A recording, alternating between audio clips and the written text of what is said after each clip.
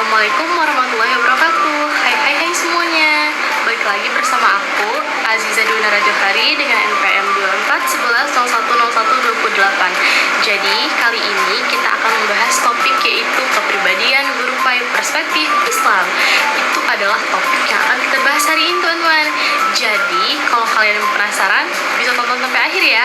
Jangan lupa untuk klik subscribe-nya dan juga komen. Kira-kiranya kita mulai nggak ya? Udah deh, tanpa lama-lama, just kita tonton videonya. Nah, jadi kita akan membahas topiknya itu. Yang pertama ada definisi kepribadian guru PAI. Jadi kalau definisi kepribadian itu sendiri teman-teman, kalian pasti udah tahu lah ya. Jadi kali ini aku mau ulas-ulas sedikit aja nih. Jadi definisi kepribadian guru PAI itu adalah seluruh atau akumulasi dari suatu sikap ataupun perilaku. Contohnya dari tutur kata, cara bahasa, berkomunikasi, dan bagaimana cara penyampaian informasi. Jadi itu semua merupakan kepribadian atau bentuk dari kepribadian. Nah, kenapa ada di dalam perspektif guru PAI? Nah, mungkin itu menjadi pertanyaan. Karena apa teman-teman? Guru PAI itu merupakan suatu profesi ataupun pekerjaan yang kiranya nanti adalah menyampaikan informasi terhadap peserta didik. Nah, dari hal tersebut, kita itu wajib yang namanya bersikap baik dan juga bersikap yang mencerminkan bahwasannya guru PAI itu ataupun seorang guru itu patut untuk diteladani. Makanya kalau misalnya aku jadi guru nanti, kira-kira aku galak nggak ya? Kayaknya nggak dulu deh, karena kepribadian itu kan yang kita bahas sekarang. Jadi kita akan membentuk pribadi yang lebih baik lagi, oke? Jadi kalau diimplementasikan lagi atau intinya dalam konteks pendidikan PAI ini merupakan salah satu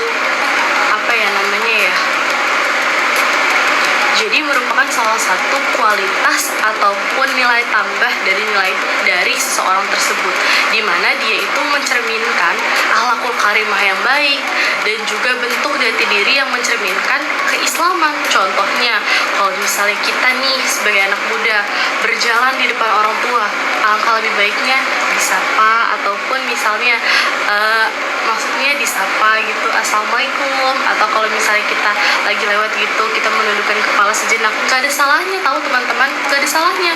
Karena apa? Malaikat kanan kiri udah nyatet terus Allah udah lihat tuh di atas. Nah, itu merupakan salah satu bentuk kualitas diri. Apalagi kita tadi mau jadi guru, itu pasti disuruh banget tuh yang kayak harus bersikap sopan, kualitas dirinya ditambahin, bukan dari sekedar mindset aja yang kayak pinter-pinter, enggak. Jadi kita tuh harus memiliki sikap dan kepribadian yang baik gitu, mencerminkan bentuk dan juga jati diri dari keislamannya. Mungkin dari tutur katanya yang enggak pakai bahasa-bahasa nit gitu, enggak pakai bahasa-bahasa nit gitu, enggak. Jadi dia harus belajar yang kayak baik anak-anak. Itu merupakan salah satu bentuk kepribadian yang kiranya nanti kita seorang guru itu wajib memilikinya teman-teman, sebagaimana bentuk dari keteladanan kita sebagai manusia terhadap Nabi ataupun Rasul Muhammad Sallallahu Alaihi Wasallam. Nah, karena tadi itu pasti langsung dilihat tuh sama anak-anak murid kita. Jadi kita tuh bukan hanya bertugas untuk menyampaikan informasi yang mereka nggak tahu aja tuh. Jadi kita tuh harus menjadi sebagai teladan yang baik dan juga cantik. Maksudnya bukan begitu teman-teman.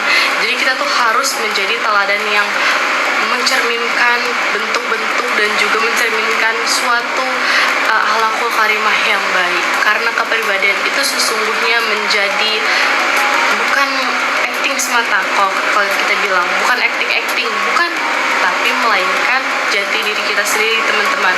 Karena suatu yang baik itu pasti ada manfaatnya ya teman-teman. Nah, otomatis cara orang menilai itu bukan dari seginya dia itu lulusan S1, S2, S3, S-Tech, bukan. Tapi orang juga menilai bagaimana guru PAI tersebut ataupun guru tersebut dapat menjadi tauladan yang baik. Dalam perspektif Islam, hal tersebut menjadikan nilai ataupun kepribadian yang kiranya nanti menjadi salah satu guna bagi masa depan. Karena keberhasilan seorang guru PAI tersebut bukan hanya dinilai dari suksesnya belajar, namun dari cara penyampaian serta bagaimana cara dia mengontrol emosi dan juga kepribadiannya sendiri, mulai dari kata-katanya, tutur tubuhnya ataupun gestur tubuhnya, itu mencerminkan kepribadian loh teman-teman. Jadi kita sebagai guru itu harus menyampaikan dengan luas dan juga baik gitu, bukan hanya dari kayak marah-marah, bukan, tapi melainkan dari segi kepribadiannya juga harus dinilai, karena nggak mungkin orang-orang itu bakal ngeliat kita tuh dari segi titelnya aja, tapi melainkan dari segi kepribadian juga itu pasti dinilai teman-teman. Next kita bahas sub pembelajaran yang kedua. Oke? Nah, yang kedua ada karakteristik guru PAI menurut Islam. Jadi adapun yang pertama yaitu ikhlas dan mengajar.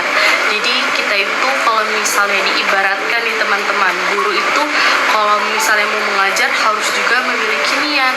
Jadi bukan dalam ibadah aja kalau niat itu.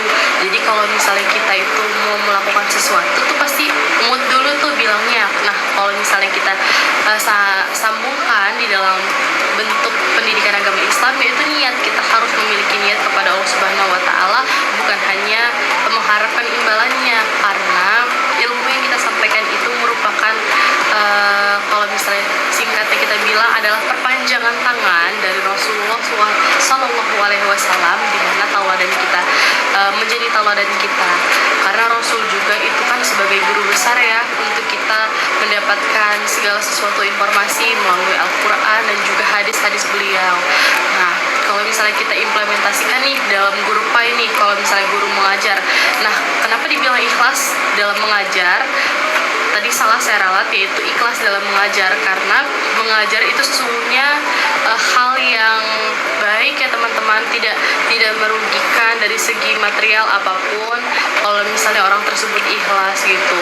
Tidak selalu untuk mendapatkan pujian dari ilmu-ilmu kita kan. Kalau misalnya ada tuh kata-kata yang bilang kalau misalnya punya ilmu tuh baiknya disebarluaskan agar menjadi ibadah. Nah, itu salah satu cerminan dari ikhlas dalam mengajar untuk bagaimana pengimplementasiannya.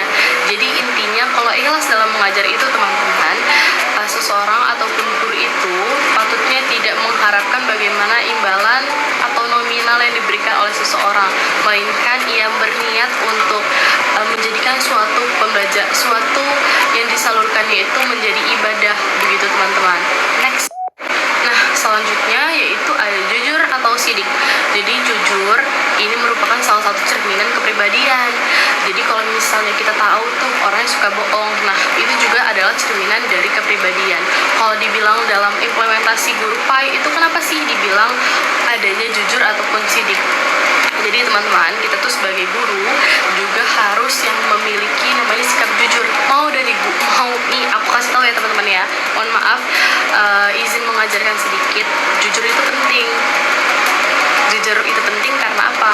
Yang pertama, kejujuran itu memberikan rasa aman kepada kita. Jadi kalau kita bohong gitu, bagi orang yang pertama kali bohong itu pasti dia merasakan kayak aduh takut, aduh itu. Nah, itu kan ada kegoyahan di dalam kepribadiannya. Makanya kita sebagai guru PAI juga itu harus memiliki sikap jujur. Karena apa? Karena kedepannya kita akan menilai dari segi apapun. Misalnya kita mau menilai anak nih, karena saya suka banget sama anak ini jadi saya kasih nilai A, karena saya gak suka sama si anak B, padahal dari segi apapun itu dia baik, saya kasih nilai B plus saja. Nggak boleh kayak gitu teman-teman.